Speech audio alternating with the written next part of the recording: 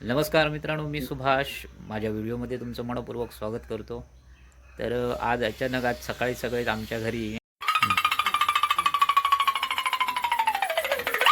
शंभो नारायणा गुरुदत्ताला महादेवाला शिवशंकरा भोलेनाथा रामस्वामी नारायणा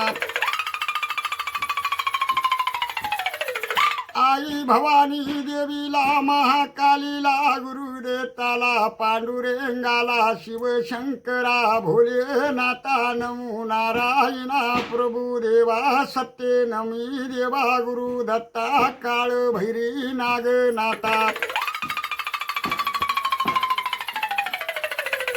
आई भवानी देवीला महाकालीला इथला जुगाईला धोपे सुराला उदयगिरीला सातेरी देवी माऊली देवी भराडी आई भोग जागी पाहुणाही घ्या.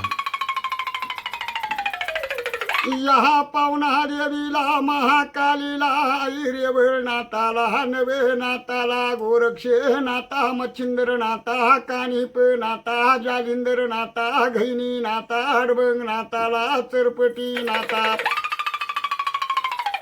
यहा मिनीनाथाला इडी पिढी जाऊ दे बाळाची जोड लागू दे घराचे पिढा जाऊ दे इडी पिढी बाळाची निघू दे संसारी प्रपंचा सुख लागू दे केलं दान कडला जाऊ दे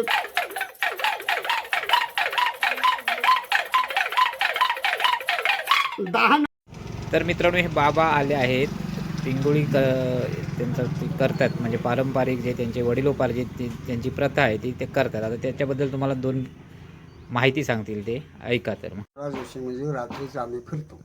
रात्रीचं फिरतो पाट 4 वाजल्यापासून. पाल पिंगळा घोबाट तिथविषयी गणित जाणतो. पक्षी काय वरडले, कुठल्या दिशेला काय बोलले, कुठल्या दिशेला काय बोलले ती जाणतंय. हो शिवाजी महाराजापासून ही पूर्वीचा काळ होता. तो प्रश्न आला. तो पूर्वी शिवाजी महाराजाला रात्रीचा डाका लागत नव्हता म्हणून पिंगळा जोशी झाला. तो खबरी लोक आम्ही रातभर फिरायचे आणि शिवाजीला खबर द्यायची.